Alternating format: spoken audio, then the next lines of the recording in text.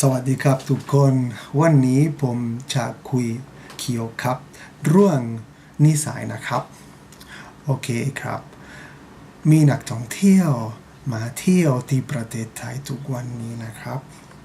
โดยเฉพาะเดือนนี้เดือนกรกฎาคมและก็เดือนหน้าเดือนสิงหาคมนะครับเพราะว่าตอนนี้ที่ประเทศอเมริกาและก็ที่ประเทศยุโรปหน้าร้อนแล้วครับปกติทุกคนมีวันหยุดครับโอเคครับนิสัยของ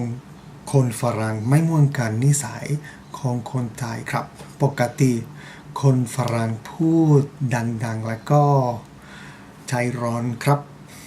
คนไทยพูดเบาๆและใจเย็นๆครับมันสำคัญมากครับอย่าแสดงอาการโกรธและอย่ามีปัญหาเมื่อคุณอยู่ที่ประเทศไทยนะครับเพราะว่าคุณไม่ใช่